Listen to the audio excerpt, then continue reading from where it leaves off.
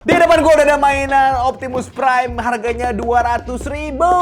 Ya, kemarin pas gue review Studio Series Optimus Prime yang nomor 5 itu udah banyak banget yang komen, Bang, cobain review Star Leader TW1022.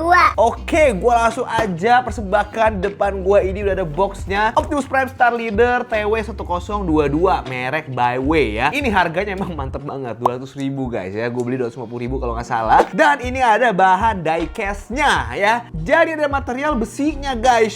Mantep banget ya. Jadi di sini boxnya kecil aja. Ada windownya, nggak seperti box Optimus Prime yang kemarin yang nggak ada windownya. Dan katanya premium finish, tapi menurutku tidak premium sekali. Nanti kita akan bandingkan ya. Langsung kita lihat lagi box seperti ini. Terus ada Star Leader, gambar Optimus Prime-nya. Dia nggak bisa pakai nama Optimus Prime karena ini sekali lagi unlicensed ya guys. Ini third party. Cuman memang banyak yang review dan bilang ini gampang patah juga. Ada beberapa parts yang pakai. Semoga yang gue dapatkan ini cukup beruntung ya. Semoga tidak patah ya. Di belakang ada gambar Optimus Prime lagi. Jadi langsung aja kita unboxing seperti apa dia wujudnya ya. Ini kita dapat kertas petunjuknya seperti ini. Ini sepertinya tidak terlalu mudah ya. Apa gampang ya diikutin ya. Nanti kita akan lihat. Dan juga di sini kita langsung keluarin blisternya. Di sini kita dapat pedangnya 2 dan di dalam blisternya ada 2 lagi. Jadi ini sebenarnya dapat 4 pedang seperti ini. Oke. Kita buka selotip blisternya dan kita buka lagi blisternya. Ini sebenarnya nggak terlalu kenceng ya. Jadi dia nggak dikasih tali-tali, karet-karet, dia langsung dikeluarin aja dan feelingnya memang agak solid ini, agak berat ya guys. Tapi kita harus hati-hati saat mainin artikulasinya karena tuh kan langsung copot ya kan. Wow. Karena gampang patah guys katanya. Jadi kita harus hati-hati banget. Aduh, ini tangannya aja gampang copot guys. Oh my god, gimana nih? Ya gampang copot banget guys. Kebuka loh. Wah iya sih, ini baru pertama kali kita buka aja udah langsung nggak kuat gini nih guys ya. Jadi engselnya kayak pantesan dia patah guys. Jadi kendor di sini ya, harus dilem ini supaya dia nggak gampang copot. Oke, udah ada parts yang patah juga. Ya ini juga copot guys. Waduh guys, ini juga kendor gitu ya. Waduh, baru di unboxing harganya 250.000 begini, tapi dapat kualitasnya. Ya ampun. Wah disaster ya. Walaupun ada diecast-nya tapi dia langsung banyak parts yang ya ampun. Ini juga ya elah guys. Ini juga sama guys ya. Kok mengecewakan? Oke, langsung kita lihat lagi di sini ada topengnya ya. Dia bisa diganti mukanya, face-nya. Jadi pakai mask. Nah, ini nggak pakai mask kayak gitu. Dan juga dapat pedang lagi. Nah, ini bisa langsung dipasang aja jadi nggak ada pegangan ya. Kalau ini ada handle-nya. Kalau yang ini nggak ada handle-nya. Oke, dan ini dapat lagi pengganti perutnya. Jadi perutnya bisa kita ganti ya versi yang Transformers 2007 dari Rise of the Fallen, sama dapat di sini Transformers versi Dark of the Moon. Untuk di bagian perutnya. Jadi ini sebenarnya moldingannya tuh sama Studio Series 32 dan juga Studio Series 44. Oke, kayak gitu. Tapi ini kenapa banyak yang patah, guys? Aduh, mengecewakan sekali loh, beneran loh. Ini aku kecewa loh dengan harganya. Walaupun murah tapi begini dapetnya, guys. Ya, kita lihat lagi apakah ada engsel-engsel lagi yang kendor nanti ya. Nah, untuk bagian belakangnya itu kebuka gitu loh, kebengkek gitu, guys. Jadinya ini nggak kenceng masang di belakangnya nih. Jadi kalau kepasang gitu, dia kayak kendor-kendor gitu, guys. Jadi emang harus banyak yang dilem ya kalau menurut gua ini sebelum patah nih, karena udah kebuka banget ini dua-duanya ini. Oke. Ya, kita langsung aja lihat sekilas figurnya. Ini figurnya skalanya sama Studio Series ya. Lumayan kecil. Ini masuknya Voyager class. Ini bisa digabungin sama Jetfire dan bisa digabungin sama jetpacknya juga. Nanti ada juga aksesoris jetpacknya versi third party-nya. Tapi itu harganya juga lumayan oke ya. Tapi semoga itu nggak patah-patah juga. Tapi ini 200.000 gampang patah loh. Ya walaupun di bagian kakinya ini diecast. Langsung kayak kita lihat seperti ini untuk catnya semuanya. Ini sih nggak terlalu mirip di film ya, karena di bagian api-api di depannya ini nggak dikasih oranye lagi. Tapi ya udah, menurut gua untuk 250.000 cukup solid untuk dipegangnya ya. Tapi untuk beberapa parts itu tadi ada beberapa yang kendor guys. Nah ini makanya gua takut nih kalau misalkan mau ditransform, karena kayaknya ringkih banget gitu. Bisa jadi patah ya pas ditransform gitu. Ini aja kayak kendor-kendor gitu. Sebelum kita transform, ini kita lihat dulu artikulasinya seperti apa. Ini harus hati-hati ya teman-teman ya. Ini di kepalanya bisa naik ke atas, nggak bisa muter banget ya, coba bisa sih, cuman gue gak rekomen deh ya. Dengan sejarahnya tadi aja, tangannya ini udah kendor ya, di belakang tadi udah copot. Nah, bisa nengok ke bawah juga, miring-miring bisa sedikit. Nah, di bagian lehernya ini gue nggak tahu kenapa dikasih translucent guys ya, gak dikasih detailan lagi silver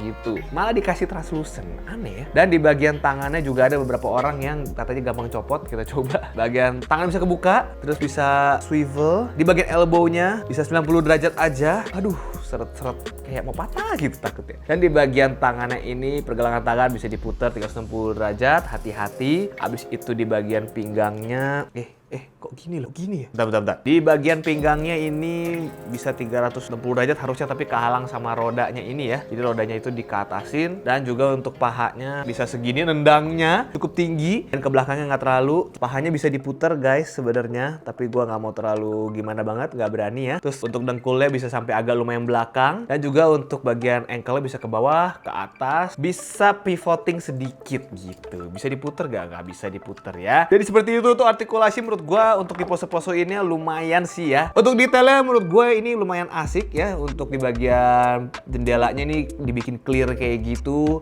Habis itu dadanya juga lumayan ada detail. Ini bisa diganti, kita coba ganti. Nah, ini semoga gantinya nggak susah nih. Tinggal ditarik doang sih harusnya ya.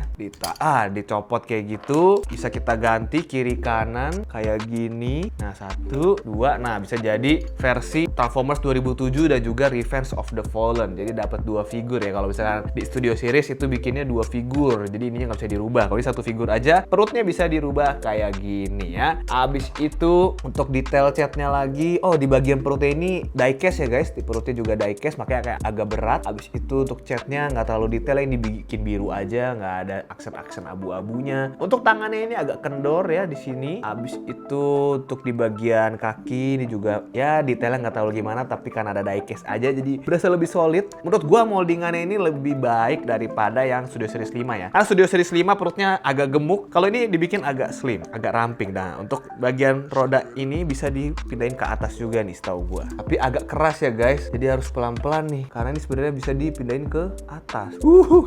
Ngeri guys. Ini kayak seret-seret gitu, tapi sebenarnya bahannya gampang rusak ya. Jadi kalau misalnya terlalu kita paksain, takutnya patah ya. Kalau menurut gua, apakah recommended beli figur seharga 250.000 ini dan ada resiko kalau misalkan bakal dapet barang yang patah? Ya, kalau menurut gua dibanding dengan Hasbro, harganya memang ini jauh ya, hampir kayak setengah harga lebih. Cuma kalau misalkan lu memang mau beli untuk kayak dipajang aja, nggak di banyak otak-atik, menurut gua worth it aja. Tapi kalau misalkan lu mainin Transform, menurut gua agak risky ya. Mungkin lu boleh beli 2 gitu, harganya 500.000. Jadi kalau misalkan 1 rusak, lu masih ada cadangan gitu ya. Tapi kalau menurut gua, aduh worth it apa enggak ya? Agak di tengah-tengah sih gua, karena sebenarnya 250.000 menurut gua emang agak kemurahan untuk mainan Transformers ya. Walaupun emang menurut gua wajarnya sih segitu.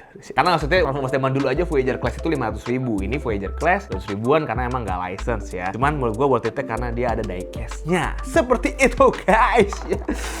Ini ngeri sekali karena ini sebenarnya tuh kalau berdiri itu bagus banget. Cuman kalau misalkan dia udah kita gerak-gerakin agak ringkih ya. Ini juga, ini kayak harus gua betulin ya. Harus gua lem dulu. Semoga pas di transform ini bisa dipasang ya. Jadi kita nggak harus lem sekarang, karena gimana dong mau bikin video masa di lem dulu ya.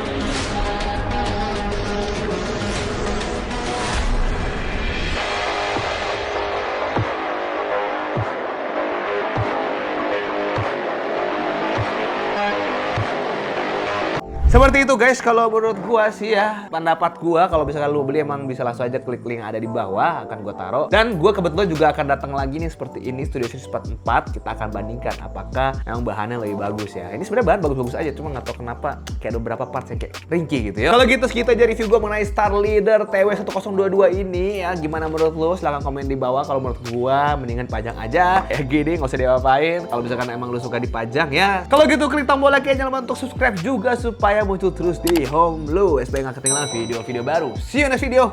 Stay healthy, stay lucky, people. Gini nih, pop. Yes. Oke, ini belakang ada gambar suara. Di sini kita dapat pedangnya 2, jadi artikulas. Segitu aja ya leman. Kalau gitu segitu aja review gue dalam bentuk